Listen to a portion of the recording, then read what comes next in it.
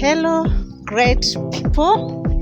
Welcome once again to my YouTube channel, Grandma Frida. If you are a returning subscriber, I thank you so much for always coming back. And if you're new here, you are welcome. This channel discusses issues related to retirement. I am a retiree after retiring in 2016, and I have experienced quite a number of things, and I have also, through observation, seen things that I feel are quite important if we shared on this channel. And so you're welcome. Please remember to subscribe to my channel, like my videos, and as usual, please share them with your networks. I'm actually on the race to 1,000 subscribers. I have 580 subscribers, and please help me to reach 1,000 subscribers. I would be very happy. Welcome. I was coming to a place called Ngong. That's where I am. Ngong is about 25 kilometers from Nairobi town. It is a very good place for settlement, and quite a number of families have settled here. Ngong is a Maasai word. It means spring of water, derived from a spring located in the area.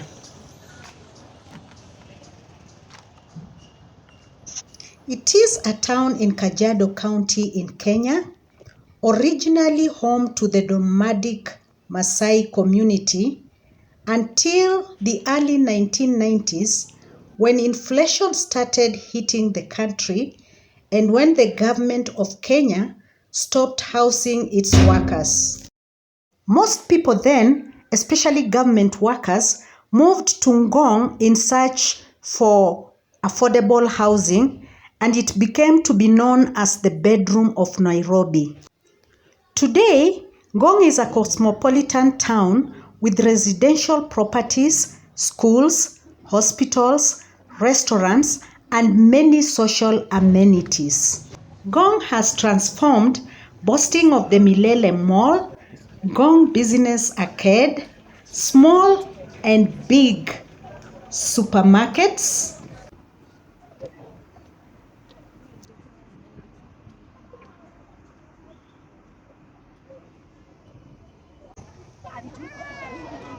a modern market, and a modern bus terminus. You will find big and small restaurants, and I could not leave Ngong without tasting meat.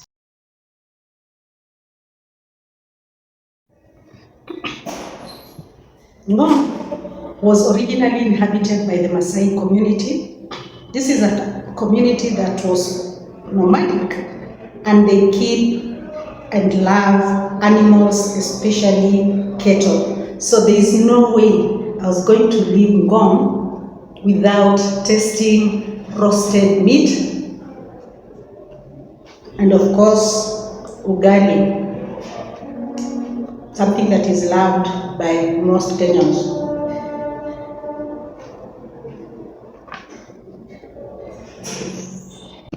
Something happened to me. Not to me, something happened when I was coming to this place. I was using public transport, and here it is.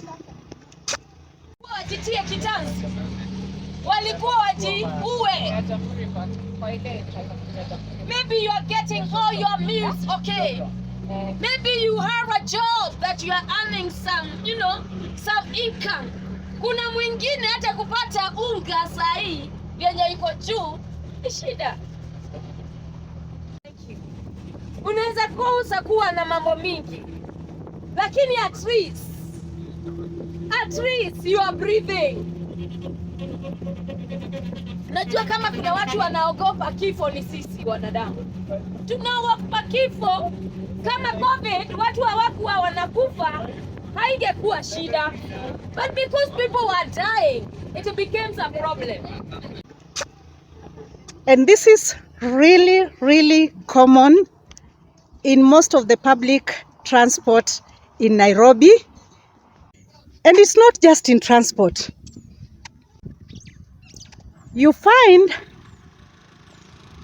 people mounting speakers in a residential area or putting up religious places in a residential area and mounting speakers as early as they can, any time of the day. And I don't think it is okay, because any residential area is a place where we have children, probably school-going children, and they have to do their schoolwork. We also have people who are not feeling well in some of the families. But here it is.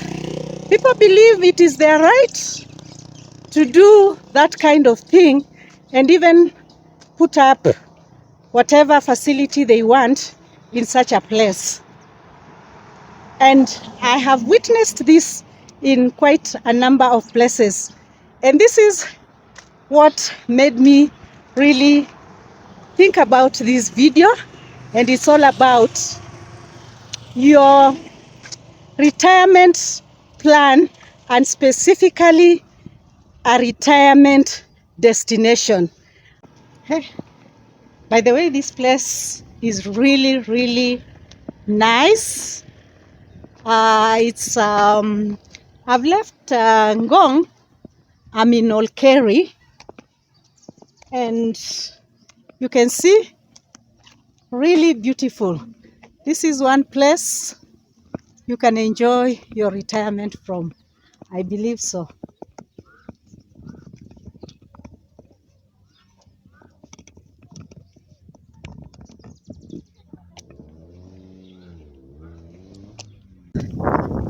I was telling you what prompted me to really do this video today. That is what prompted me to think about retirement plan. And of course, when you talk about retirement plan, it has very many other plans in it, including a plan on your retirement destination. It's really important that you think about your retirement destination. Do you want to retire locally or abroad, rural or urban or suburban?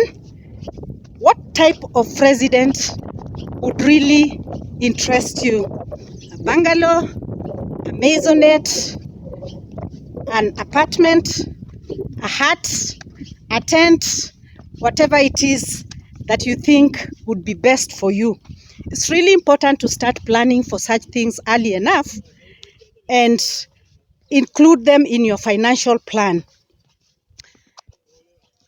Because you can imagine, if you lived in an estate where there is that kind of noise, and in old age, there are particular, I'm talking like this because I've been retired for the last 6 years, and there are some values, something that you really feel like you must have in your retirement. That includes comfort, peace, tranquility, and quietness. So as you plan for your retirement destination, it's important you think about that so seriously. Why am I talking like this? When we are acquiring property, we are driven by very many factors. It may be speculation. It may be because you want to put up a retirement home or just a residential home. You may acquire property for investment, and the list is quite a lot. So when you are acquiring your property and you have the intentions of retiring on that property, then you must also be driven by what you value. And I will tell you, because I am a retiree for the last 7 years, in retirement, you need a lot of comfort, you need peace, tranquility, and quietness, amongst many other virtues. So you can imagine if you decided to live in a place where it is not really conducive, there is so much noise pollution, and the noise pollution can come from anywhere. And of course, air pollution, noise pollution, environmental degradation are not the kind of things that any retiree would really love to succumb themselves into. What I know from experience, whenever there is property available for purchase, we are driven by very many factors. One of the factors may be speculation, hoping that in future that property will go up and you will be able to sell it. We also buy property because we do want to set up a retirement home, and sometimes and sometimes we do acquire property because it is an investment, so that in future we can sell it for our own use. There are other people who buy property either because they want to set up an educational facility, a health facility, a religious facility, a farm.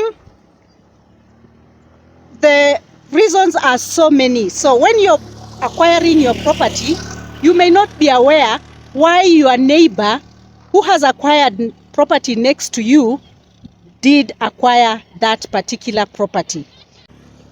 You had the purpose of setting up a retirement home, but maybe your neighbor's purpose was to set up a health facility or an educational facility or a religious facility or even a farm keeping different types of animals and birds.